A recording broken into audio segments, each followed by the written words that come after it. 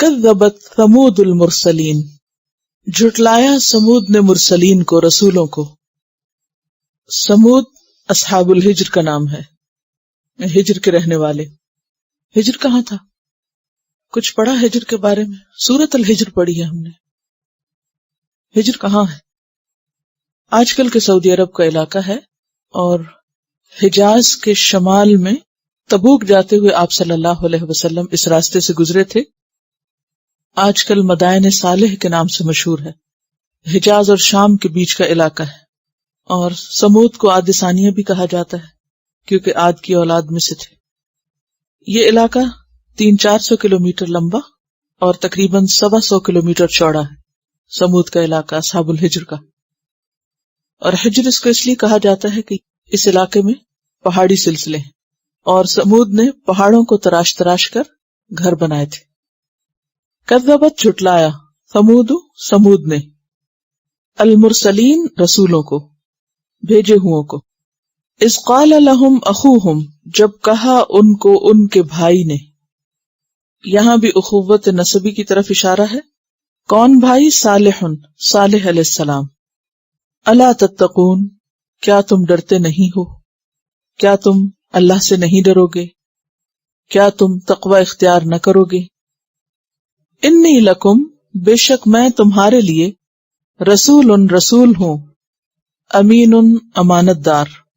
فاتقوا اللہ، تو ڈرو اللہ سے، واطیعونی، اور اطاعت کرو میری، کیونکہ میں امانت دار رسول ہوں، اس لیے میری بات مانو۔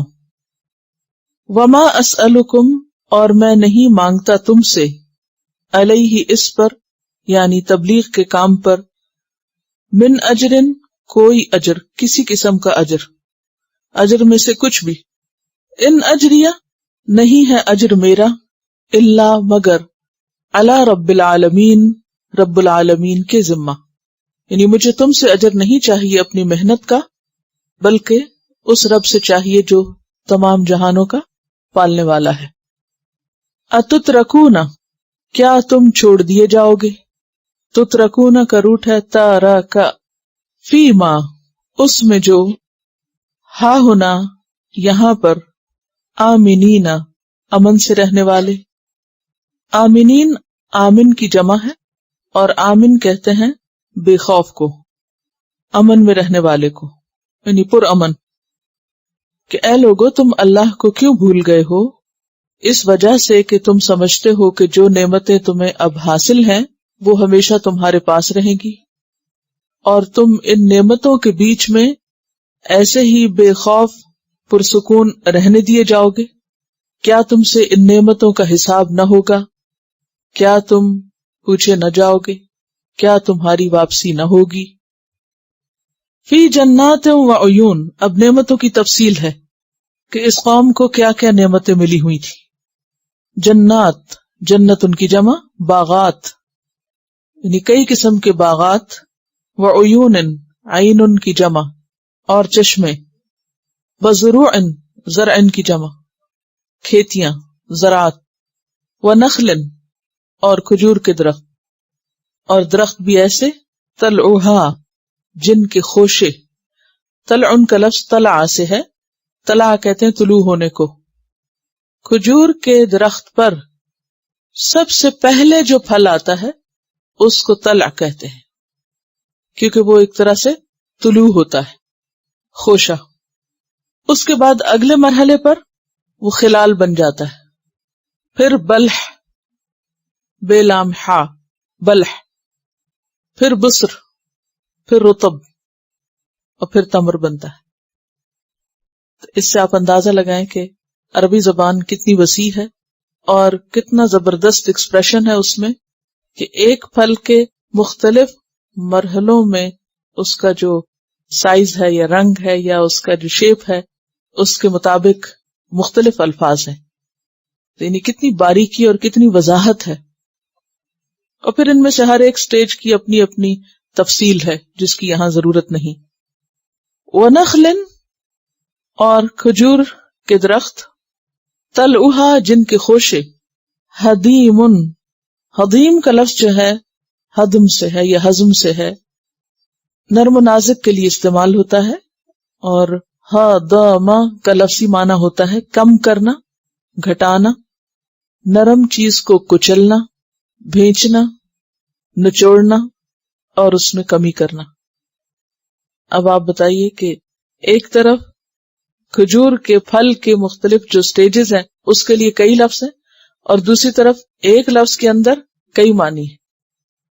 اب یہ جو ہمارا نظام ہضم ہے، ڈائجسٹو سسٹم، اس میں یہ سارے عمل ہوتے ہیں، کچلنے کا کام بھی ہوتا ہے، بھینچنے نچوڑنے کا بھی، اور پھر اس کے بعد یہ کہ جو غذا ہے اس میں سے مختلف حصے الگ ہو کے جسم کا حصہ بن جاتے ہیں اور فضلات جو ہیں وہ کم ہو جاتے ہیں۔ تو ہضم جو ہے بیسیکلی پھر نرم و نازک کے لیے بھی استعمال ہوتا ہے، اور ہضم کرنے میں کسی کمزور کا حق دبانا، یہ معنی بھی پائے جاتے ہیں، غصب کرنا۔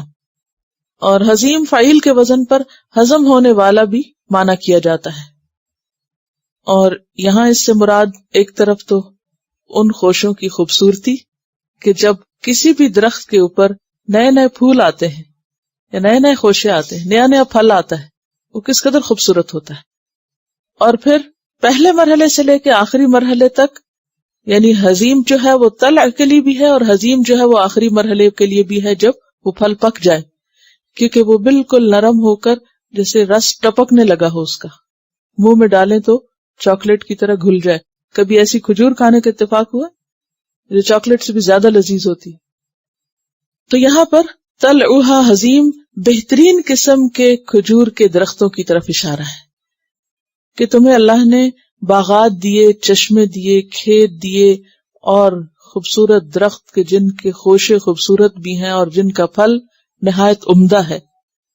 اور اس پر یہ کہ اللہ نے تمہیں مزید کاریگری دی، کیونکہ بہت زبردست انجینئرنگ تھی ان کے پاس۔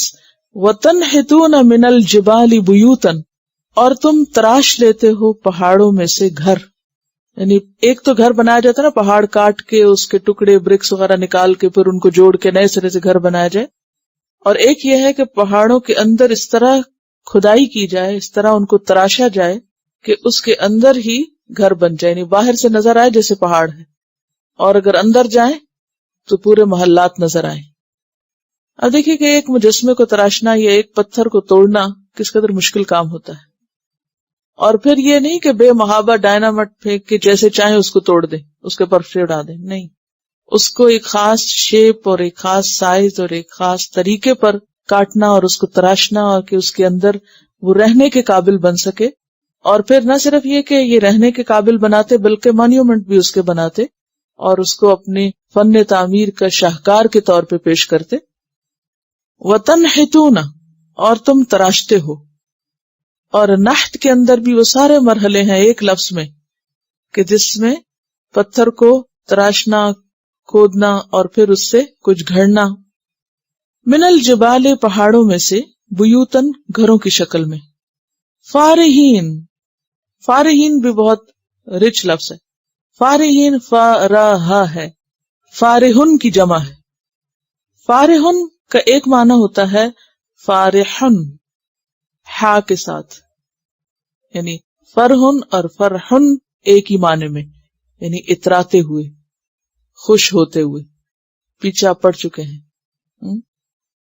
فرحین، فرحین بما آتاہم اللہ، خوش ہونے کے معنی میں۔ تو فارحین یعنی خوش ہوتے ہوئے اور اتراتے ہوئے اور با تکلف طریقے سے۔ ابن عباس نے اس کا معنی اترانے والے کیا ہے۔ اور فرحن کا ایک اور معنی مہارت کے ساتھ بہت عمدگی سے کسی چیز کو بنانے والا۔ فارحن مہارت اور بہت نفاست کے ساتھ کسی چیز کو بنانے والا، یعنی انہیں اپنی کاریگری پر، اپنی مہارت پر، اپنی صنعت پر بہت ہی مان تھا اور اس پر بہت اتراتے تھے اور غرور کرتے اور خوش ہوتے، یعنی بہت پراؤڈ فیل کرتے کس پر؟ اپنی اس صنعت پر۔ وَتَنْحِتُونَ مِنَ الْجِبَالِ بُيُوتًا فَارِحِينَ، تم تراش لیتے ہو پہاڑوں میں سے گھروں کو اتراتے ہوئے، مہارت دکھاتے ہوئے، تکلف کا اظہار کرتے ہوئے، خوشی سے پھولے نہ سماتے ہوئے، یعنی بناتے ہو اور بنا کر اتراتے ہو، کہ جیسے یہ سب کچھ تمہاری اپنی ذاتی کوشش، اور بھول جاتے ہو کہ کس نے تمہیں یہ سب ہنر عطا کیا۔ فاتقوا اللہ، پس ڈرو اللہ سے، وَأَطِیعُونِ، اور اطاعت کرو میری، یعنی اتراؤ مت، تکبر نہ کرو، غرور نہ کرو، بلکہ کیا کرو، اللہ سے ڈرو اور میری بات مان جاؤ۔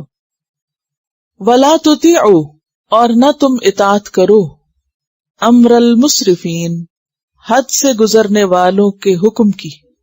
مسرفین کس کی جمع ہے؟ مسرف کی، اور مسرف کا لفظ اسراف سے ہے، اور اسراف کہتے ہیں حد سے بڑھنے کو، لمٹس کراس کرنے کو۔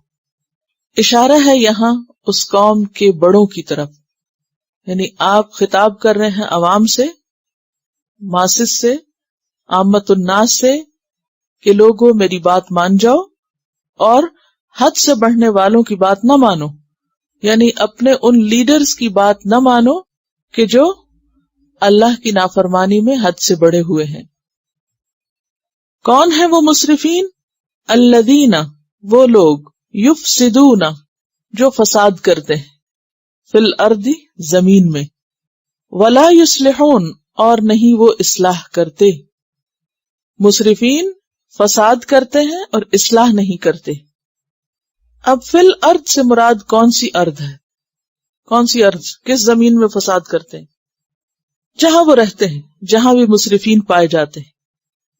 اور ارض سے مراد زمین بھی ہے، جیسے اس کی پیداوار، اور ارض سے مراد اہل الارض بھی ہیں، ٹھیک ہے؟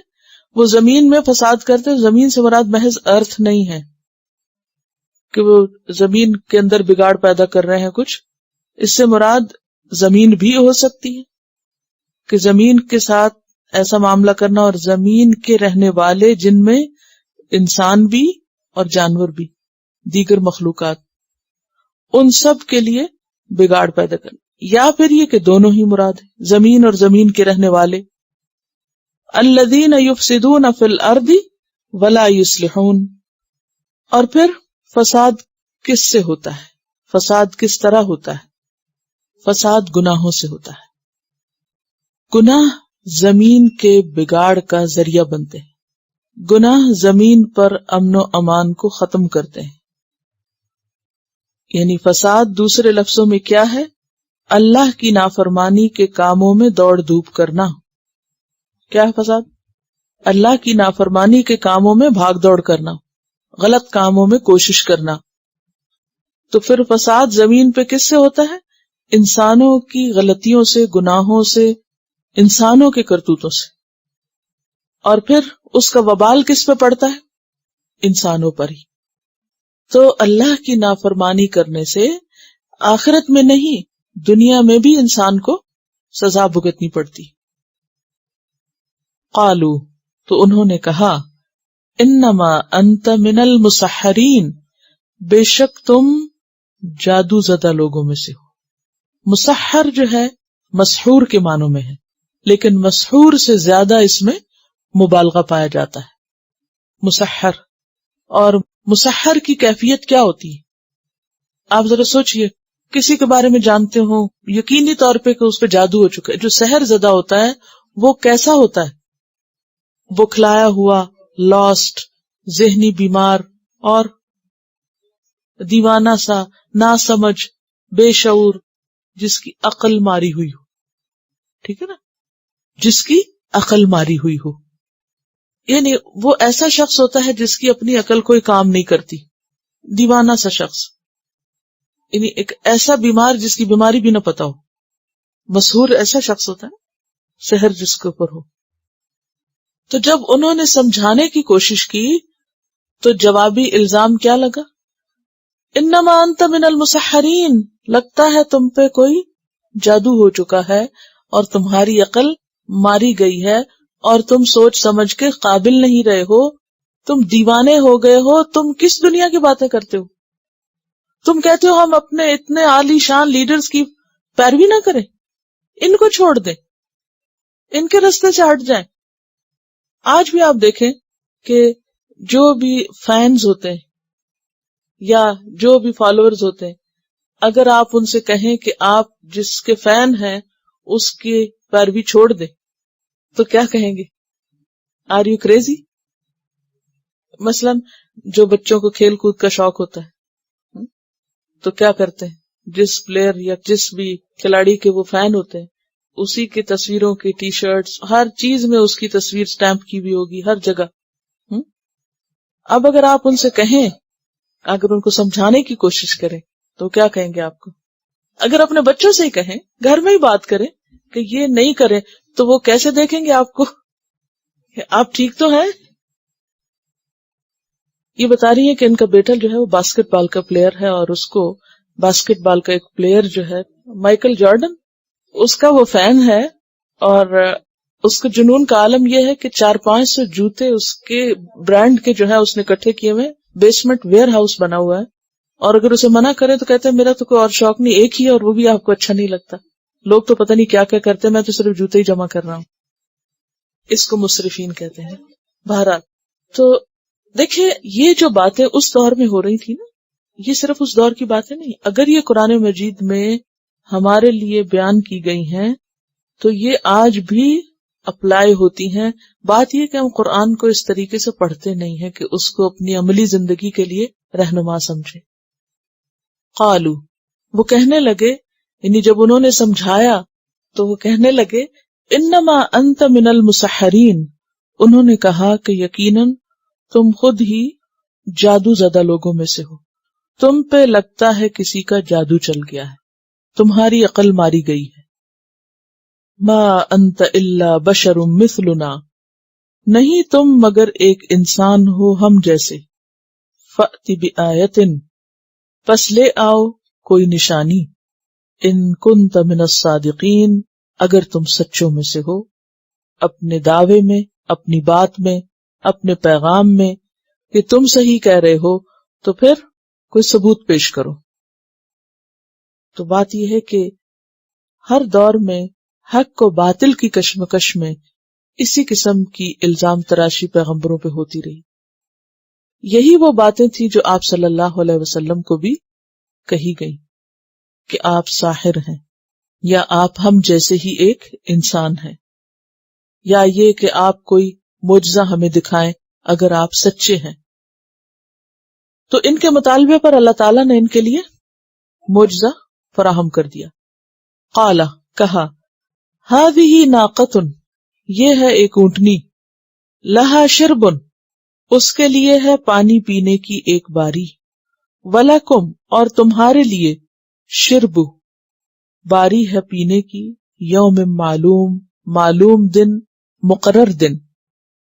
تو کہا یہ جاتا ہے، روایات میں آتا ہے کہ انہوں نے جب مطالبہ کیا، اور مطالبہ یہ کیا کہ اس پہاڑ کے اندر، اس پہاڑوں میں رہتے تھے، اس پہاڑ کے اندر سے جیتی جاگتی اونٹنی نکلے تو ہم مان جائیں گے. صالح علیہ السلام نے اللہ تعالیٰ سے دعا کی اور پہاڑ پھٹا اور اندر سے اونٹنی نکلی. معجزہ تو انہوں نے دیکھ لیا، مانے تو پھر بھی نہیں. لیکن یہ مطالبہ ان کے لیے وبال جان بن گیا. عرب کے علاقے میں بہرحال محدود پانی ہوتا ہے، تو وہ لوگ کنویں سے پانی لیتے تھے اور اس پر ہی باقی لوگوں کا بھی انحصار تھا. اب صالح علیہ السلام نے ان کو یہ کہا کہ اس کنویں سے ایک دن صرف اونٹنی پانی لے گی کیونکہ اس کو زیادہ پانی چاہیے، دوسرا دن تم سب کا ہے. اب ان کے لیے جو پانی پہ لڑ مرتے تھے، آپ کو معلوم ہے کہ آپ صلی اللہ علیہ وسلم کے زمانے میں بھی جو بہت سی لڑائیاں ہوئی لوگوں کے درمیان، ان میں سے ایک بڑا سبب پانی پہ لڑنا. اور اب بھی ایسی لڑائیاں بہت ہوتی پانی پہ، قتل و غارت، جو خاص طور پر زرعی علاقے ہوتے ہیں. تو ان کے لیے تو یہ بات بہت بھاری ثابت ہوئی کہ ایک پورا دن ہم پانی نہ لیں اور وہ سارا دن صرف اونٹنی پانی لے، یہ تو ہم سے نہیں برداشت ہوتا. پیغمبر نے ان کو وارن کر دیا، وَلَا تَمَسُّوهَا بِسُوءٍ، اور نہ تم چھو اس کو بری نیت سے. مس کرنا ہوتا ہاتھ لگانا، نہ تم ہاتھ لگاؤ، نہ تم ٹچ کرنا اس کو. کس کو؟ اونٹنی کو. بِسُوءٍ، ساتھ برائی کے، یعنی کسی غلط نیت سے، غلط ارادے سے. سو برے کو کہتے ہیں، اور برے میں نیت، ارادہ اور ہر وہ چیز جو انسان کو غم میں ڈالے وہ سو کہلاتی۔ فَيَأْخُذَكُمْ، پھر پکڑ لے گا تم کو، عذاب عذاب یومن، دن کا، عظیم بڑے، ورنہ تم کو بڑے دن کا عذاب پکڑ لے گا۔ فَأَقَرُوهَا، تو انہوں نے نہ مانا، بلکہ کیا کیا، اس کی کونچے کاٹ ڈالی، یعنی پاؤں کی رگیں کاٹی پہلے، اور پاؤں کی رگیں کاٹنے سے اونٹنی گر گئی اور پھر اس کو مار دیا۔ فَأَقَرُوهَا، تو انہوں نے اس کو کاٹ دیا۔ فَأَصْبَحُوا، تو ہو گئے وہ، یا صبح کی انہوں نے، نادمین، نادم ہو کر۔ اب یہ ندامت توبہ کے لیے نہیں تھی، کیونکہ صالح علیہ السلام نے ان سے کہا تھا کہ تم نے جو کونچے کاٹ دی ہیں تو بس اب صرف 3 دن ہے تمہارے پاس، اس کے بعد تم پر عذاب آ جائے گا۔ اب انہیں پتا تو تھا کہ پیغمبر کی بات سچی، کیونکہ پیغمبر نے انہیں معجزہ بھی دکھایا تھا اور وہ جانتے تھے۔ یہ الگ بات ہے کہ ضد میں آ کر مانتے نہیں تھے، تو کہا کہ عذاب آ جائے گا۔ اب جب انہیں یہ پتا چلا کہ اب ہماری شامت آنے والی، تو اس پر وہ بڑے پریشان ہوئے۔ اس کے باوجود توبہ نہیں کی، کیونکہ انا کا مسئلہ ہوتا ہے نا، جب ایک شخص غلطی پہ اڑ جائے تو پھر وہ باز تھوڑی آتا ہے۔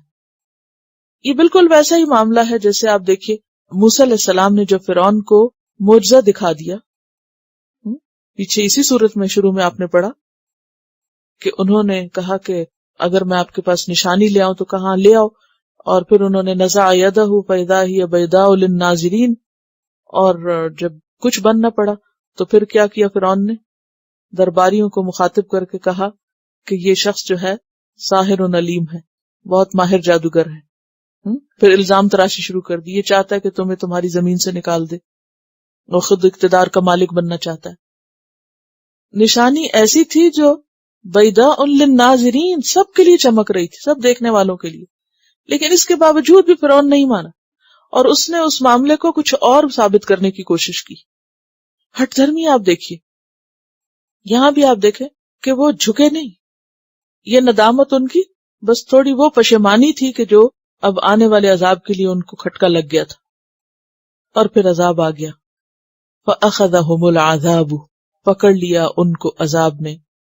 إِنَّ فِي ذَلِكَ، بے شک اس میں، کس میں، اس واقعے میں، لَآیَةً، البتہ ایک نشانی ہے، وَمَا كَانَ أَكْثَرُهُم مُؤْمِنِينَ، اور نہ تھے ان میں سے اکثر مؤمن، وَإِنَّ رَبَّكَ لَهُوَ الْعَزِيزُ الرَّحِيمُ، اور بے شک تیرا رب البتہ زبردست بھی ہے، رحم فرمانے والا بھی۔ چلیے آگے چلیں۔ کذبت قوم لوط المرسلین، قوم لوط نے جھٹلایا رسولوں کو۔ ایک رسول کا جھٹلانا سب رسولوں کا جھٹلانا تھا۔ اذ قال لهم اخوهم، جب کہا ان کو ان کے بھائی نے۔ اب میرا سوال یہ ہے کہ لوط علیہ السلام نہ ان کے دینی بھائی تھے نہ نسبی بھائی تھے، تو یہ کون سے بھائی تھے؟ کیونکہ لوط علیہ السلام اس قوم کے اندر سے نہیں تھے، ان کی اس قوم سے رشتہ داری نہیں تھی، اس قوم میں رہنے کی وجہ سے ان کے قومی بھائی تھے ایک طرح سے، یعنی ان کے بیچ میں رہنے کی وجہ سے وہ نہ ہم دین تھے نہ ہم نسب تھے، بلکہ صرف ہم علاقہ تھے۔ اذ قال لهم اخوهم، جب کہا ان کو ان کے بھائی نے، اور بھائی جو ہوتا ہے وہ بھائی کے لیے خیر خواہ ہوتا ہے، تو پیغمبر اپنی قوم کا چونکہ خیر خواہ ہوتا ہے اس لیے اس کو قوم کا بھائی بتایا جاتا ہے۔ اذ قال لهم اخوهم لوط الا تتقون، ایک ہی پیغام ہے، ان کو ان کے بھائی لوط علیہ السلام نے کہا کیا تم ڈرو گے نہیں؟ انسان کی اصلاح کا سب سے بڑا اور سب سے اہم نقطہ اللہ کا ڈر ہے۔ سب سے اہم صفت انسان کے اندر اللہ کا ڈر ہے، جو انسان کو کامیابی سے ہمکنار کر سکتا۔ جو اللہ سے نہیں ڈرتا پھر وہ کسی سے بھی نہیں ڈرتا، وہ کسی کا بھی لحاظ نہیں کر سکتا۔ جو اللہ سے نہیں شرماتا، جو اللہ کا خوف نہیں رکھتا، پھر اسے کسی اور کا کیا خوف اور ڈر ہوگا۔ لیکن اللہ کا ڈر کیا ڈر ہوتا ہے؟ اللہ سے ڈرنے سے کیا مراد ہوتی؟ کہ انسان جب بولنے لگے تو سوچے، کہ کہیں میں ایسا تو نہیں بول رہا کہ جس کے بولنے پر میری پکڑ ہو جائے گی.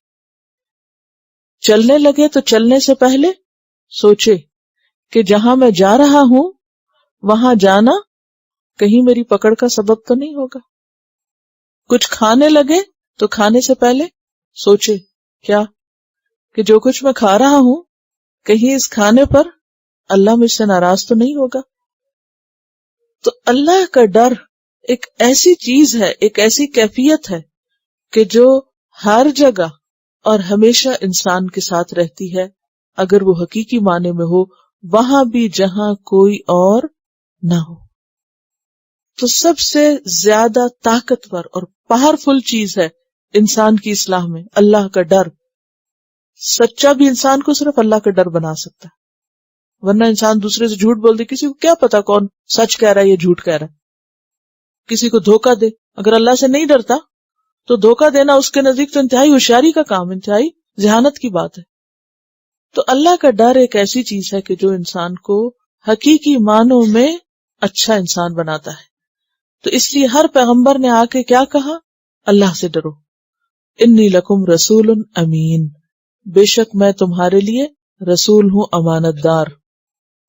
فاتقوا اللہ واطیعون، اور آپ یہ بھی دیکھ رہے ہیں کہ ایک بار نہیں کم از کم دو بار ہر پیغمبر کی تعلیم میں اللہ کے ڈر کی بات ہوئی ہے. تکرار تاکید کے لیے ہوتی ہے. فاتقوا اللہ واطیعون، پس ڈرو اللہ سے اور اطاعت کرو میری.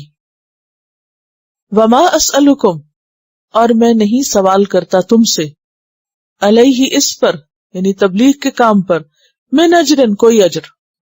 ایک پیغمبر سے دوسرے پیغمبر کے درمیان بسا اوقات سینکڑوں اور ہزاروں سال کا فاصلہ ہے، لیکن جو بنیادی خوبیاں ہیں یا بنیادی کوالٹیز ہیں وہ سب جگہ ایک ہی ہیں.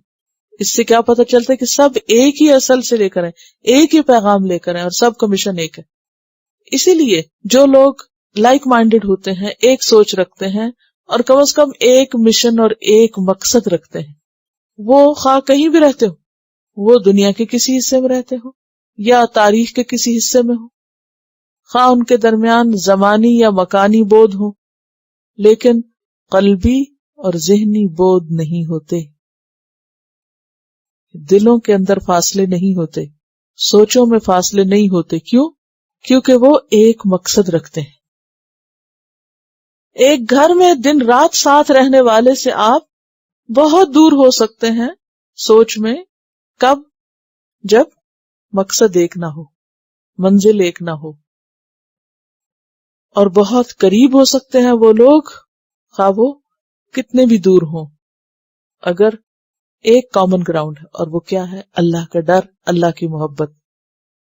خواہ وہ نوح علیہ السلام ہو یا لوط علیہ السلام ہو یا محمد صلی اللہ علیہ وسلم ہو یا ان کے فالوورز ہوں یا ہم میں سے کوئی ہو، یہ ایک چیز سب کو جوڑ رہی ہے، اور وہ کیا ہے؟ تقوی. وما اسألکم علیہ من اجر، اور بے لوس ہو کر اللہ کا کام. ان اجریہ الا علی رب العالمین، یہ ہے مکمل اخلاص کہ میرا اجر اللہ رب العالمین کے ذمہ ہے. یہاں اجر سے مراد صرف کوئی مادی فائدہ نہیں، بلکہ کوئی بھی نیکی کا کام کسی بھی تعریف اور کسی بھی معاوضے اور کسی بھی صلے اور کسی بھی ریٹرن کی سوچ کے بغیر کرنا. یہ سوچے بغیر کرنا کہ مجھے ملے گا کیا اگر میں یہ کام کروں گا. تو جب اللہ کی محبت آ جاتی ہے تو پھر انسان یہ نہیں سوچتا، پھر حساب کتاب نہیں رہتا. آپ دیکھیں کہ جن لوگوں سے آپ کی محبت ہوتی ہے ان کے ساتھ حساب کتاب تھوڑی ہوتے ہیں. تو جب اللہ کی محبت آ جاتی ہے بندوں میں تو پھر اللہ کی خاطر کوئی بھی کام، خواہ وہ چھوٹا کام ہو یا بڑا کام ہو، وہ بے لوث اور مخلصانہ ہوتا ہے. اس میں انسان نفع نقصان کی پرواہ نہیں کرتا، اس میں انسان کا اللہ کی ذات پہ بھروسہ ہوتا ہے. تو اس لیے وما اسألکم علیہ من اجر ان اجریہ الا علی رب العالمین. اور پھر آپ دیکھیے کہ آپ جتنی بڑی کمپنی میں کام کریں اتنے ہی سیکیور ہوتے ہیں یا نہیں، کہ ہماری ہیلتھ بھی اور ہماری باقی ساری ضروریات بھی اس کی ٹیک کیئر کی جائے گی، کوئی فکر کی بات ہی نہیں. سارے جھنجٹ پار ہیں. تو جو شخص اللہ رب العالمین کے لیے کچھ کرنے والا ہو، چاہے اس کی اپنی ذاتی زندگی میں کچھ کر رہا ہو، چاہے غائبانہ طور پہ کسی کے لیے دعا کر رہا ہو، خواہ وہ کسی کی پیٹھ پیچھے اس کے لیے خیر خواہی کے الفاظ ادا کر رہا ہو یا کسی کے لیے کچھ بھی اچھا کر رہا ہو، وہ اس بات کی تو توقع اور طمع اور انتظار اور امید ہی چھوڑ دیتا ہے کہ مجھے ملے گا کیا، کیونکہ اس کو پتا ہے کہ کچھ بھی یہاں ضائع نہیں جاتا. اور یہ سوچ بھی صرف اس کے اندر آتی ہے جس کے اندر اللہ کی محبت ہوتی. مشکل سے مشکل کام اس کے لیے آسان ہو جاتا ہے. کیوں؟ اس کو معلوم ہے میں جتنی مشکلیں اٹھاؤں گا اتنی ہی قدردانی ہوگی. پھر لوط علیہ السلام نے اپنی قوم کو اس خاص برائی سے روکا جس میں وہ مبتلا تھے. اتأتون الذکران، کیا تم آتے ہو مردوں کے پاس؟ ذکران جمع ہے ذکر کی. کوئی اور مثال لائیے. فعلان کے وزن پر جمع.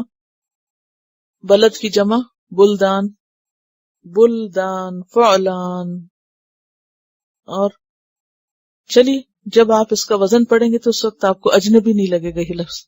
اتأتون الذکران من العالمین، کیا تم آتے ہو مردوں کے پاس جہان والوں میں سے، پوری دنیا میں سے کسی نے اور یہ کام نہیں کیا. پوری دنیا میں سے تم ہی ایک قوم ہو جو یہ غلط کام کر رہی ہو غیر فطری طریقے پر. وَتَذَرُونَ، اور تم چھوڑ دیتے ہو. وَذَرَ يَذَرُ وَذْرٌ، چھوڑنا. مَا خَلَقَ لَكُمْ رَبُّكُمْ، جو پیدا کیا تمہارے لیے تمہارے رب نے. کیا پیدا کیا؟ من ازواجکم، تمہاری بیویوں میں سے. یعنی تمہاری بیویوں کی شکل میں، من بیانیہ بھی ہو سکتا ہے کہ تمہاری بیویوں کی شکل میں اللہ نے تمہارے لیے جو پیدا کیا اس کو تم چھوڑ دیتے ہو اور مردوں کے پاس آتے ہو اپنی خواہش پوری کرنے کے لیے. اور من تبعیض کا بھی ہو سکتا ہے کہ بیویوں سے اللہ نے جس طریقے پر تمہیں فائدہ اٹھانے کا حکم دیا اس کو چھوڑ کر بیویوں سے بھی غلط طریقہ اختیار کرتے ہو، یہ مراد ہے. یعنی ایک تو وہ مردوں سے برا کام کرتے اور دوسرے اپنی بیویوں کے ساتھ بھی وہ زیادتی کرتے اور اللہ کے حکم کی خلاف ورزی کرتے. اللہ کا حکم کیا ہے؟ جیسے سورۃ البقرہ 222 میں آتا ہے فَأْتُوهُنَّ مِنْ حَيْثُ أَمَرَكُمُ اللَّهُ، آؤ ان کے پاس جہاں سے اللہ نے حکم دیا ہے تم کو آنے کا، یعنی فطری طریقے پر. کیونکہ جو اپنی بیوی کے ساتھ بھی غیر فطری طریقہ اختیار کرے، حدیث کی روح سے اس مرد پر لعنت کی گئی، یعنی اس مرد پہ لعنت کی گئی ہے جو اپنی بیوی کے ساتھ بھی غلط طریقہ اختیار کرے. تو یہاں پر دونوں معنی بنتے ہیں. وَتَذَرُونَ مَا خَلَقَ لَكُمْ رَبُّكُمْ مِنْ أَزْوَاجِكُمْ، یعنی بیویوں کی شکل میں اللہ نے جو تمہیں عطا کی نعمت اسے چھوڑ کے تم مردوں کے پاس جاتے ہو. اور دوسرا یہ کہ بیویوں میں سے جو راستہ اللہ نے تمہارے لیے رکھا اس کو چھوڑ کے غیر فطری راستے اختیار کرتے ہو. بل انتم قوم عادون، بلکہ تم ہو ایسی قوم جو حد سے بڑی ہوئی. عادون جمع ہے عادن کی. کہاں پڑا ہے یہ لفظ پیچھے؟ غیر باغن ولا عادن. تو عادن عین دال واو سے ہے. ادا یادو کہتے ہیں حد پار کر جانے کو. عدو بھی اسی سے ہے، دشمن، کیونکہ وہ بھی کیا کرتا ہے؟ حد سے پار ہو جاتا ہے، یعنی حد سے بڑھ کے مخالفت کرتا ہے یا نقصان دیتا ہے یا دشمنی کرتا ہے، حد سے بڑا ہوا ہوتا ہے. یعنی دشمن کو اگر انتقام کا موقع مل جائے تو وہ کسی حد پہ نہیں رہتا. تو عادن کا مطلب کیا؟ حد سے تجاوز کرنے والا، یعنی حق کو چھوڑ کر باطل کو اختیار کرنے والا، حلال چھوڑ کر حرام اختیار کرنے والا، یہ ہوتا ہے عادن. غیر باغن ولا عادن، یعنی حلال چھوڑ کے حرام چاہنے والا نہ ہو. بل انتم قوم عادون، یعنی اللہ کا بتایا ہوا طریقہ چھوڑ کر، حلال طریقہ چھوڑ کر تم حرام اختیار کر رہے ہو. قالو، انہوں نے کہا، کنہوں نے؟ قوم لوط نے. لئن لم تنتہی یا لوط، البتہ اگر نہ تم باز آئے اے لوط علیہ السلام، لتکونن، البتہ تم ضرور ہو جاؤ گے، من المخرجین نکالے جانے والوں میں سے. کہاں سے؟ اس بستی سے، کیونکہ انہوں نے کیا کہا تھا؟ فما کان جواب قومہ الا ان قالوا اخرجوا آل لوط من قریتکم انہم اناس یتطہرون. النمل 56. تو انہوں نے دھمکی دی. اب سمجھانے والے کو الٹا پڑ گئے کہ تم کیوں ہمیں سمجھا رہے ہو؟ اگر تم سمجھتے ہو ہم اچھے لوگ نہیں تو پھر چھوڑ دو ہمیں، جاؤ چلے جاؤ یہاں سے. تم نہیں نکلو گے تو ہم تمہیں نکال دیں گے یہاں سے، مت روکو ہمیں. قالا، اس نے کہا، کس نے؟ لوط علیہ السلام نے. انی، بے شک میں، لعملکم، واسطے تمہارے عمل کے، تمہارے عمل کے لیے، من القالین، بیزار ہونے والوں میں سے، بغض رکھنے والوں میں سے. یعنی جس بھرپور طریقے سے انہوں نے ریجیکٹ کیا، اسی بھرپور طریقے سے لوط علیہ السلام نے جواب دیا. دبے نہیں، جھکے نہیں، کمپرومائز نہیں کیا، بلکہ کیا کہا؟ تم مجھے نکالتے ہو یہاں سے، یہ مت سوچو کہ میں ڈر کے تمہارے برے کو اچھا کہہ دوں گا. اچھا ٹھیک ہے ٹھیک ہے ٹھیک ہے، تم نہ مجھے نکالو، بس کرتے رہو جو کرتے ہو، میں نہیں کرتا، میں ایک طرف جا کے بیٹھ جاتا ہوں. کہا نہیں، مجھے تمہارے عمل سے بیزاری ہے.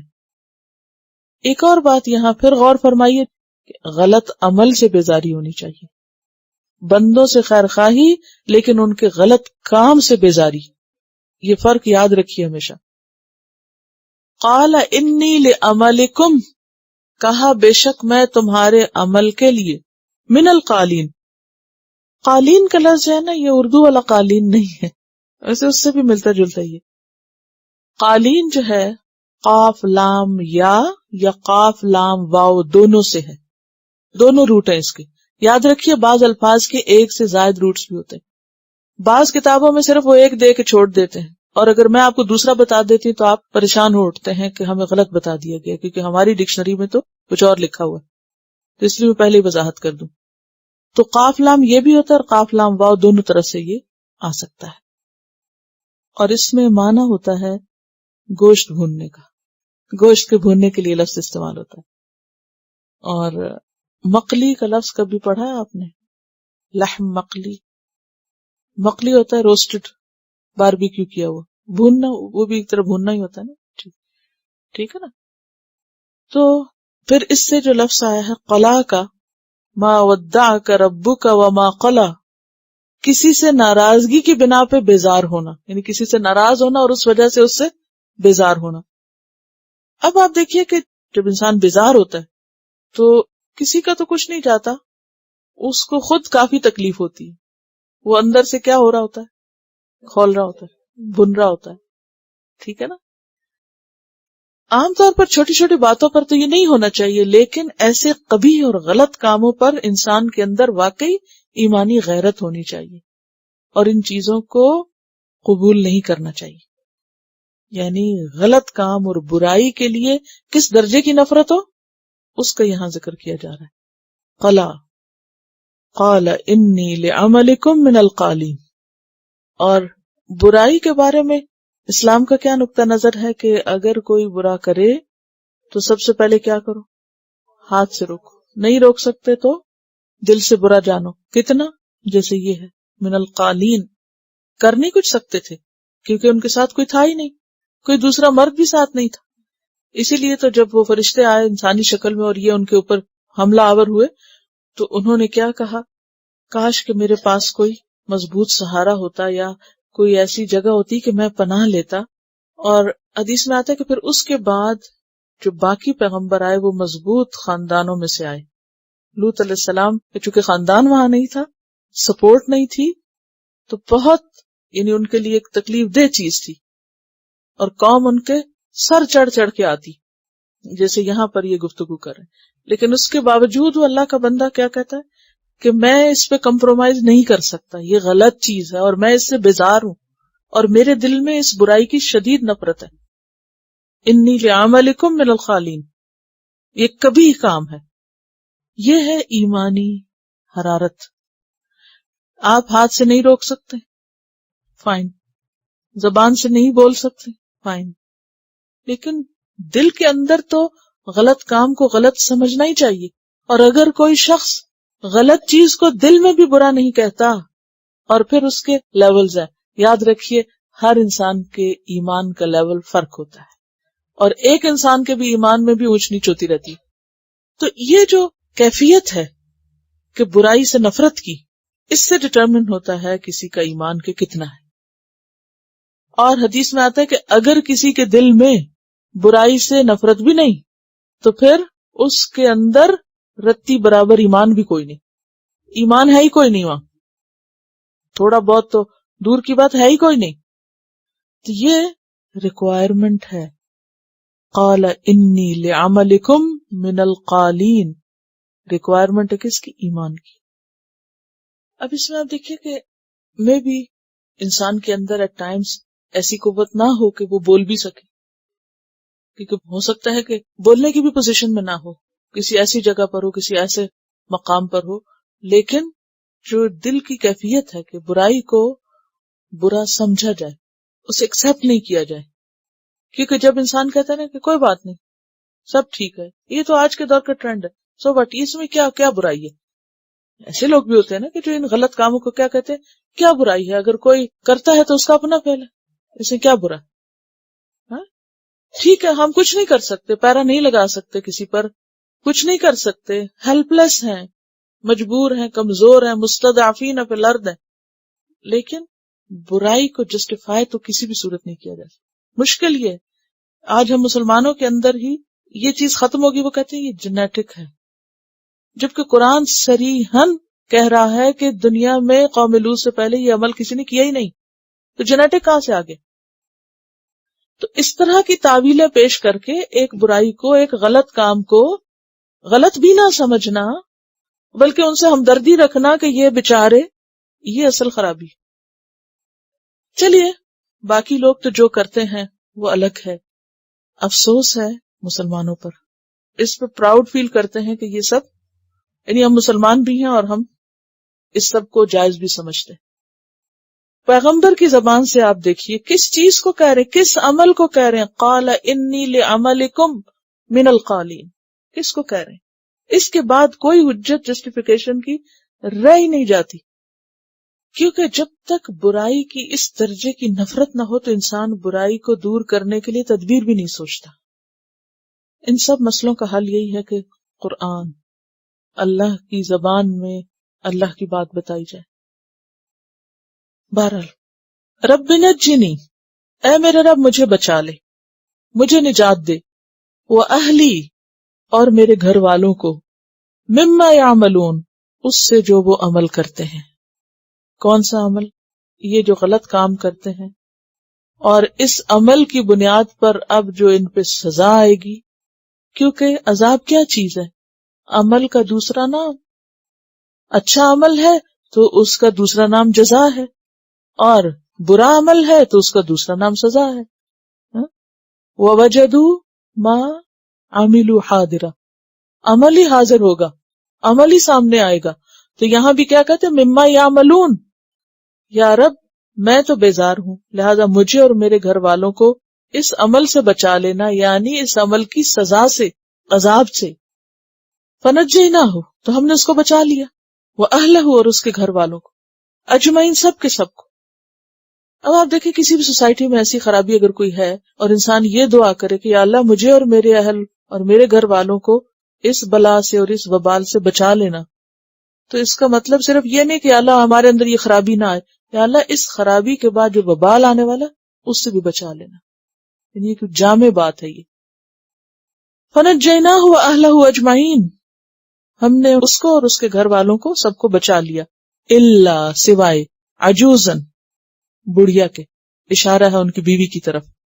عجوز کا لفظ جو ہے یہ عجزن سے ہے. عجز کہتے ہیں کسی سے پیچھے رہنا، یا اس چیز کا کسی ایسے وقت میں حاصل ہونا جبکہ اس کا وقت نکل چکا ہو.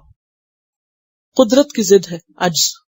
اور عجوز بھی عاجز ہو جاتی ہے نا، یعنی بوڑھی عورت عاجز ہو جاتی، کچھ کرنے کے قابل نہیں رہتی. سورۃ نور میں کیا کہا گیا؟ قواعد، بیٹھ رہنے والی ہیں. الا عجوزا فی الغابرین، مگر بڑھیا جو پیچھے رہنے والوں میں سے تھی. غابرین کا لفظ غبار سے ہے. غبرہ کا معنی تھا پیچھے رہنا، کیونکہ جب کوئی فوج گزر جاتی تو پیچھے کیا رہ جاتا ہے؟ غبار رہ جاتا ہے. اور پیچھے رہنے والے کون تھے؟ قوم، تباہ ہونے والے لوگ. کہا جاتا ہے کہ ابتدا میں لوط علیہ السلام ان کو بھی ساتھ لے کے نکلے، لیکن جیسے اللہ نے حکم دیا کہ جب عذاب آئے تو پیچھے مڑ کے نہیں دیکھنا، تو اس نے پیچھے مڑ کے دیکھ لیا تو ایک پتھر آ کے لگا. بائبل کی روایت کے مطابق وہ نمک کا ستون بن گئی، یعنی وہ وہیں پر پتھر بن گئی. اللہ ہی بہتر جانتا ہے، لیکن قرآن کا بیان بس اتنا ہی ہے. سورۃ ہود 81 میں آتا ہے الا امرأتک انہ مصیبہا ما اصابہم، سوائے تیری بیوی کے، اس کو بھی وہی پہنچے گا جو ان سب کو پہنچا. ثم دمرنا الاخرین، پھر اکھیڑ مارا ہم نے دوسروں کو. دمر یدمر تدمیر، پیچھے پڑ چکے ہیں. وامطرنا، اور بارش برسائی ہم نے. علیہم، ان پر. مطرن، ایک بارش. کون سی بارش؟ پتھروں کی بارش. فساء مطر المنذرین، پس بری تھی بارش ان کی جو ڈرائے گئے. البمانا الذین ہے، ان لوگوں کی بارش جو ڈرائے گئے بہت بری تھی. منذر، منذر نہیں ہے، منذر پیغمبر ہوتے ہیں، منذر ہے. یہ صحیح پڑھیے جب بھی پڑھیے، مفعول ہے. سارا علاقہ بھگ سے اڑ گیا، یعنی جیسے کسی نے کوئی بم پھینک دیا ہو. ان فی ذلک لآیہ، بے شک اس میں البتہ ایک نشانی ہے. وما کان اکثرهم مؤمنین، اور نہ تھے ان میں سے اکثر مؤمن. وان ربک لہو العزیز الرحیم، اور بے شک تیرا رب البتہ وہ زبردست ہے، رحم فرمانے والا ہے. کن کے حق میں زبردست؟ غابرین کے. اور کن کے حق میں رحیم؟ لوط علیہ السلام اور ان کے گھر والوں کے سوائے بیوی کے. فطرت کے اصولوں سے انحراف انسان کے لیے دنیا میں بھی مصیبت کا سبب بنتا ہے. لوط علیہ السلام کی بیوی کا کردار بھی غور کے قابل ہے کہ خواہ آپ پیغمبر کے گھر میں ہوں، لیکن اگر آپ حق کا ساتھ دینے کی بجائے غلط لوگوں کا ساتھ دے رہے ہیں تو پھر انجام بھی انہی کے ساتھ ہوگا. وہ خود براہ راست خواہ ان گناہوں میں نہ بھی مبتلا تھی، لیکن چونکہ وہ قوم کو جسٹیفائی کرتی تھی اس لیے اس کی پکڑ ہوئی. تو ہم سب کو بھی اس پہ غور کرنا چاہیے کہ صرف اتنا ہی کافی نہیں کہ ہم یہ کہیں کہ ہم خود یہ غلط کام نہیں کرتے، اس کام کو غلط سمجھنا بھی ضروری ہے.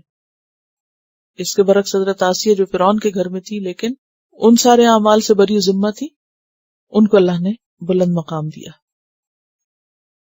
کذب اصحاب الایکۃ المرسلین، جھٹلایا اصحاب الایکہ نے مرسلین کو، رسولوں کو. ایکا درختوں کے بن کو کہتے ہیں، گنجان درخت، شہر کا نام بھی ہے. مدین کے قریب کا علاقہ تھا. شعیب علیہ السلام مدین کے علاوہ ان کی طرف بھی بھیجے گئے. حدیث میں آتا ہے ان شعیبا اخا مدین ارسل الیہم و الی اصحاب الایکہ، کہ شعیب جو تھے وہ مدین والوں کے بھائی تھے، ان کی طرف بھی بھیجے گئے اور اصحاب الایکہ کی طرف بھی. یعنی مدین مرکزی بستی ہو سکتی اور یہ اس کے قریب کوئی اور علاقہ ہو سکتا ہے، تو بیک وقت دو علاقوں کی طرف مبعوث کیے گئے. تو اصحاب الایکہ کے پاس جب شعیب علیہ السلام گئے تو انہوں نے ان کو جھٹلا دیا. اذ قال لهم شعیب، جب کہا ان کو شعیب نے. اب یہاں اخوہم نہیں کہا گیا، دیکھ رہے ہیں کیوں؟ اس لیے کہ یہ ان کے اندر سے نہیں تھے اور نہ ہی ان کے ساتھ رہے، بلکہ صرف پیغام پہنچانے گئے. الا تتقون، کیا تم ڈرتے نہیں ہو؟ انی لکم رسول امین، بے شک میں تمہارے لیے رسول ہوں امانت دار. فاتقوا اللہ، پس ڈرو اللہ سے. واطیعونی، اور اطاعت کرو میری. وما اسألکم علیہ من اجر، اور نہیں میں مانگتا تم سے اس پر کوئی اجر. ان اجری الا علی رب العالمین، نہیں میرا اجر مگر رب العالمین کے ذمہ.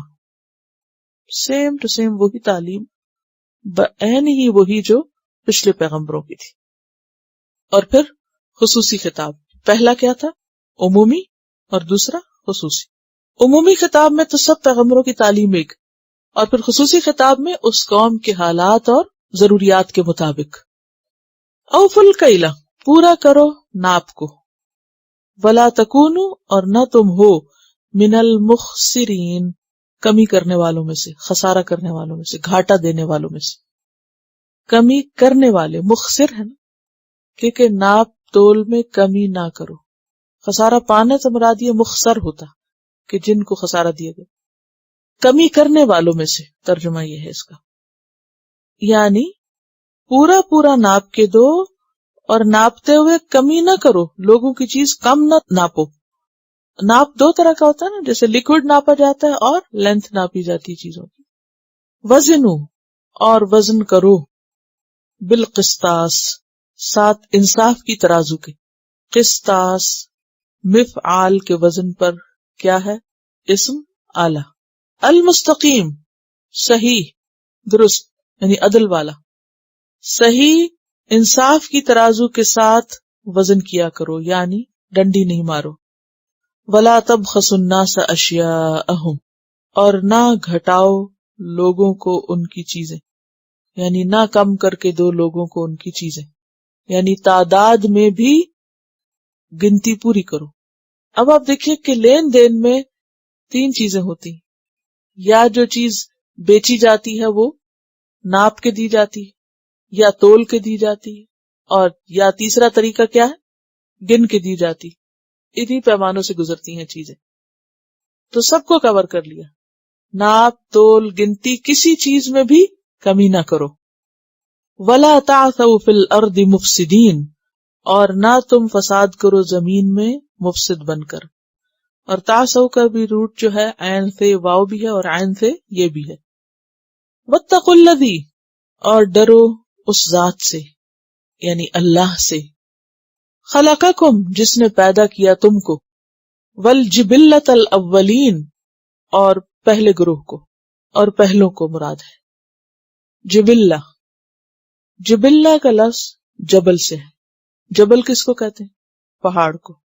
اور جبلہ کہتے ہیں بڑی جماعت کو، بڑے گروہ کو. الاولین اول کی جمع، یعنی پہلے بڑے گروہ کو اس نے پیدا کیا. جیسے سورۃ یاسین میں بھی لفظ استعمال ہوا جبلہ کا، وَلَقَدْ أَضَلَّ مِنْكُمْ جِبِلًّا كَثِيرًا. تو جبلہ کیا ہے؟ بڑا گروہ، یعنی کثیر مخلوق جو پہلے گزر چکی. خلقکم والذین من قبلکم، اولین سے مراد یہاں من قبلکم ہے. تو شعیب علیہ السلام نے اپنی قوم کو جو نصیحت کی وہ کیا تھی کہ تم لوگوں کے ساتھ تجارت میں صحیح معاملہ کرو. اب دیکھیے کہ قومیں تو دنیا میں بہت سی گزری اور پیغمبر بھی بہت سے آئے، لیکن بارہا قرآن پاک میں ان چند قوموں کا انتخاب کر کے مثال پیش کی گئی، جس میں آپ دیکھیں گے کہ ہر قوم کی اپنی ایک خاص خصوصیت ہے. ان میں دو بڑی وجوہات ہیں. ایک تو یہ کہ یہ قومیں عرب کے علاقے سے قریب ہیں، یعنی جانی پہچانی قومیں ہیں، تو ان کے لیے جن پہ قرآن نازل ہو رہا تھا پہلے مرحلے میں آسان تھا ریلیٹ کرنا. اور دوسری بات یہ ہے کہ یہ ایک طرح سے اسپیسیمنز ہیں. ہر معاشرے کے اندر کوئی نہ کوئی خاص خرابی چھائی ہوئی ہوتی ہے اور کہیں ساری ہوتی. تو اس میں آپ دیکھیے کہ ایک قوم کے اندر یعنی صنعت و حرفت تھی، کہیں جادو کا زور تھا، کہیں عمل قوم لوط جو ہے ہومو سیکشوالٹی کی خرابی تھی، اور یہاں کیا ہے یہ پتہ چلتا ہے کہ یہ قوم تجارت پیشہ قوم تھی. کہیں زراعت ہے، کہیں انڈسٹری ہے، کہیں فن تعمیر ہے، اور کہیں تجارت ہے. تو تجارتی معاملات میں خرابیاں عام طور پر تجارتی لوگوں کے اندر، تجارتی برادریوں کے اندر پائی جاتی ہیں، اور یہ خرابیاں بھی ہر دور میں اور ہر قوم کے اندر جہاں بھی تجارت ہو کسی نہ کسی شکل میں موجود ہوتی. تو شعیب علیہ السلام کی زبانی اس قوم کی اصلاح اس خاص خرابی میں کی گئی.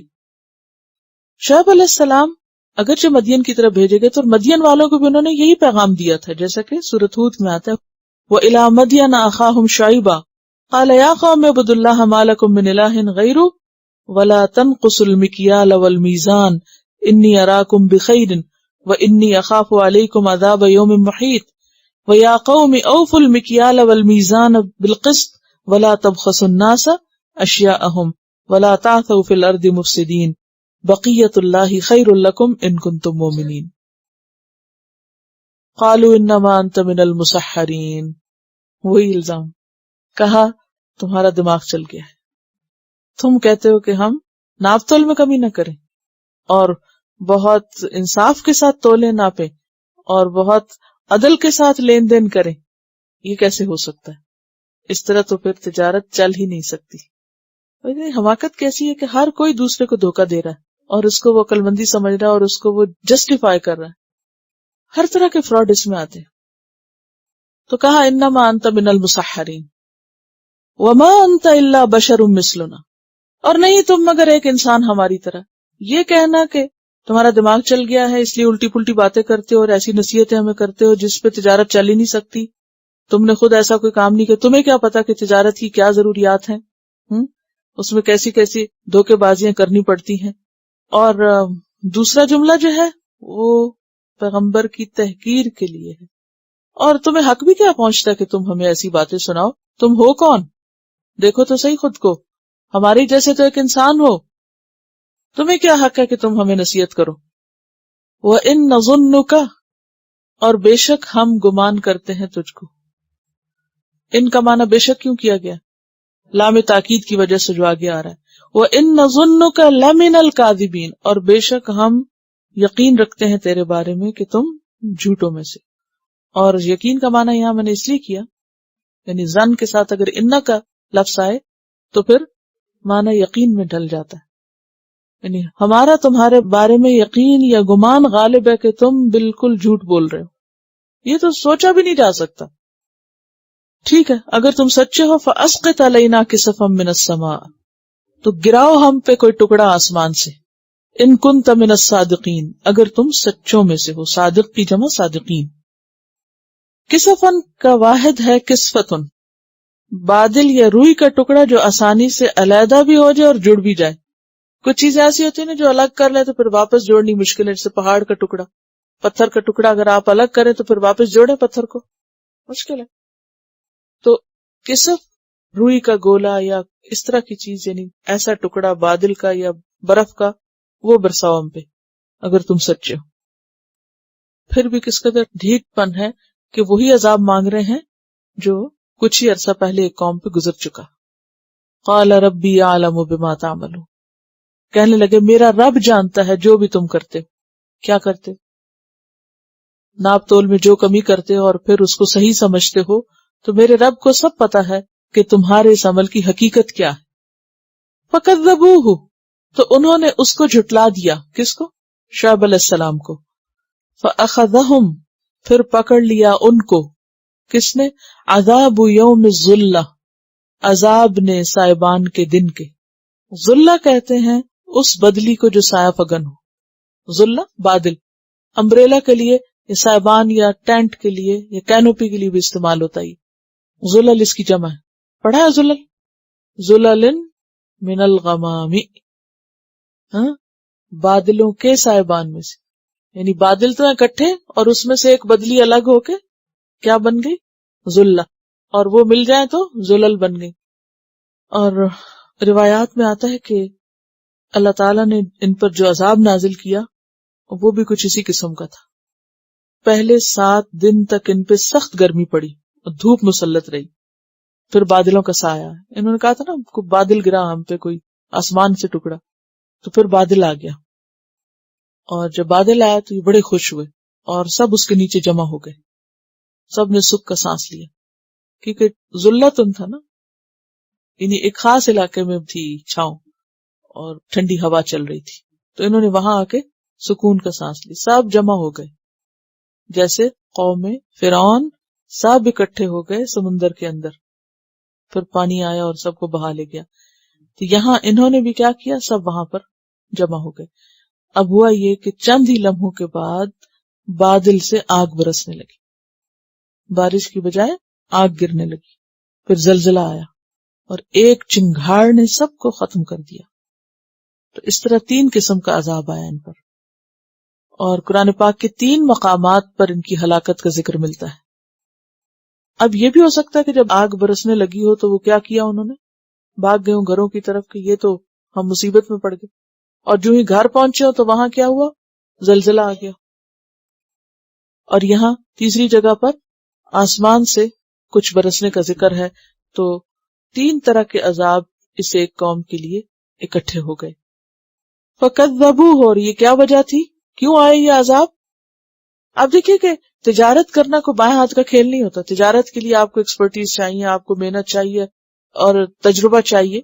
جو لوگ تجارت کرتے ہیں وہ اپنی ساری زندگی اس میں لگاتے ہیں، پھر وہ نسلوں میں آگے چیز جاتی ہے تو جب جا کے وہ تجارت جو ہے وہ فلرش کرتی.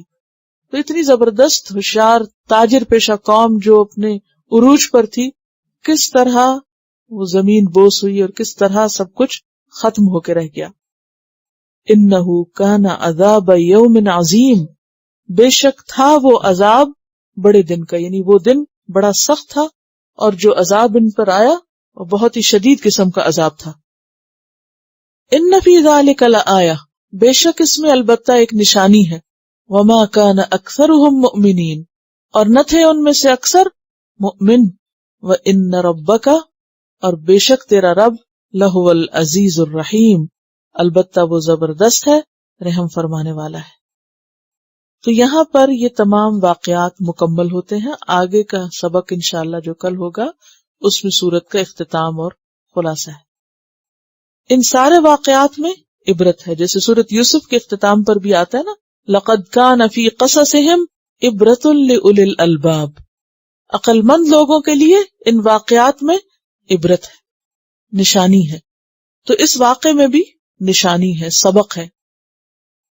اس میں ایک اور چیز آپ نے غور کی کہ ایک مرتبہ آتا ہے فاتقوا اللہ اور دوسری دفعہ آتا ہے واتقوا الذی خلقکم والجبلۃ الاولین، یعنی زیادہ فورسفلی بتایا گیا کہ اس اللہ سے ڈرو جس نے تمہیں بھی پیدا کیا ہے اور جس نے پچھلے تمام لوگوں کو اور بڑے بڑے گروہوں کو اور انسانوں کے مجموعوں کو پیدا کیا ہے، تاکہ واقعی وہ اللہ سے ڈریں.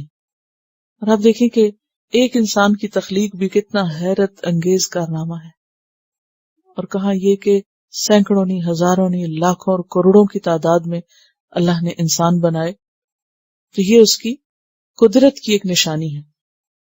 تو اس نشانی کے ذریعے ان کو اللہ سے ڈرنے کا کہا جا رہا ہے. اور کیا سبق سیکھا آپ نے؟ یعنی کوئی نافرمانی کر کے یہ نہ سمجھے کہ وہ اللہ کی پکڑ سے بچ سکتا ہے. اب دیکھیے کہ عموماً جو تجارت پیشہ لوگ ہوتے ہیں ان کے اندر ایک خاص طرح کی پراسپیرٹی ہوتی ہے. تجارت اور زراعت عموماً لوگوں کی خوشحالی کا ذریعہ ہوتے ہیں. یعنی بزنس اور ایگریکلچر جو ہے خاص طور پر لوگوں کے اندر ایک خاص طرح کی خوشحالی لاتا ہے. تو دنیاوی اعتبار سے کوئی کتنا بھی خوشحال کیوں نہ ہو، کتنی بھی اس کی تجارت کیوں نہ چمکی ہوئی، کیونکہ جس کی تجارت میں ایک لک یا ایک خوش قسمتی کا بھی ایک پہلو ہوتا ہے نا. بہت سے لوگ بہت ماہر ہو سکتے ہیں، بہت بڑی انویسٹمنٹ کر سکتے ہیں، لیکن اس کا نتیجہ کچھ بھی نہیں نکل سکتا، بہت سے لوگوں کو لاسز بھی ہوتے ہیں. تو وہ قوم کہ جس کی تجارت بظاہر کامیاب ہو اور بہت اونچے جا رہے ہوں اور جن کے پاس مال و دولت ہو، ان کو ایک شخص جا کر اللہ کی بات بتائے اور پھر تجارت کے اندر دھوکے فریب سے بچنے کے لیے کہے، تو آج بھی آپ دیکھیں کہ اگر کوئی ایسی اصلاح کا کام کرنا چاہے تو لوگ اس کے ساتھ کیسے پیش آئیں گے. یہی صورتحال. لیکن ایسے سارے تجارت پیشہ لوگوں کو جو دنیاوی اعتبار سے بہت خوشحال بھی ہوں، یہ سوچ کے رکھنا چاہیے کہ غلط کاموں کا انجام غلط ہی ہوتا ہے. دنیا کا مال و متاع اور دنیاوی تجارتوں میں کامیابی انسان کو اللہ کی پکڑ سے بچا نہیں سکتی. پچھلے بھی اعمال جو ہیں غلط، وہ فساد کا سبب ہیں، اور یہ بھی. تو ان ساری چیزوں میں ایک کامن فیکٹر جو خرابیوں کا رہا، اس کا ایک جامع نام فساد رکھ سکتے ہیں آپ، کہ ہر قوم فساد کا شکار تھی اور پیغمبر اصلاح کرنے کے لیے آئے. اور پھر خاص طور پر ان کا فساد کیا؟ لوگوں کے حق میں کمی کرنا، لوگوں کو ان کا حق نہ دینا. اور حق نہ دینے میں اگرچہ بزنس کے کانٹیکسٹ میں ہے بات، لیکن اس کے علاوہ بھی اگر کوئی کسی کے حق میں کمی کرتا ہے تو وہ چیز بھی فساد میں شمار ہوتی ہے. جی، شریعت بنیادی طور پر کیا ہوتی ہے؟ زندگی گزارنے کا طریقہ. تو نوح علیہ السلام سے لے کر آخر تک جتنے بھی رسولوں کا ذکر آیا، ان سب کی اپنی اپنی شریعت تھی، کیونکہ سب کے حالات اور ماحول مختلف تھا. عمومی تعلیم میں یعنی عقائد کی تعلیم تو سب کی برابر تھی، لیکن شریعتیں مختلف. جہاں جس طرح کی خرابیاں اور جس طرح کی ضروریات تھیں اس کے مطابق تعلیم دی گئی. اور اس میں وہ حدیث بھی یاد رکھیں کہ جس میں آپ نے فرمایا کہ ہم سب انبیاء کیا ہیں؟ اللتی بھائی ہیں، جن کے باپ ایک ہیں اور مائیں مختلف ہیں. یعنی ہم سب کی بنیادی تعلیم ایک ہی ہے لیکن شریعتیں مختلف ہیں. ایک اور کامن چیز جو ہے کہ تمام قوموں کے اندر جو اندر کی خرابی تھی، باہر کا تو فساد تھا اور اندر کی خرابی تکبر تھا، اور اس کے مقابلے میں پھر پیغمبروں نے رب العالمین کا لفظ استعمال کیا ہے، کیونکہ عالمین میں ساری چیزیں شامل ہوتی ہیں. تو وہ جو سب کا پیدا کرنے والا اور سب کا مالک ہے، اصل حق تو بڑا ہونے کا اس کا ہے، تمہارا کیا حق ہے؟ جی ہاں. ایک اور اہم چیز جو سب میں کامن ہے وہ کیا ہے کہ میجورٹی بگڑی ہوئی تھی، میجورٹی ماننے والی نہ تھی.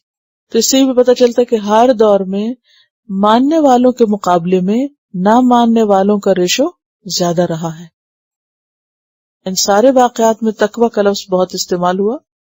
ان ساری خرابیوں سے بچنے کے لیے انسان کو جو چیز کارآمد ہو سکتی ہے وہ اللہ کا ڈر ہے. کوئی شخص بھی ان مصیبتوں سے نکل نہیں سکتا جب تک اللہ کا ڈر نہ ہو، چاہے وہ ذاتی زندگی میں کوئی خرابی ہو، چاہے وہ مالی معاملات میں خرابی ہو، چاہے وہ لوگوں کے ساتھ تعلقات میں خرابی ہو. جب تک خدا کا خوف نہ ہو اصلاح نہیں ہو سکتی، نہ ذاتی اور نہ معاشرتی.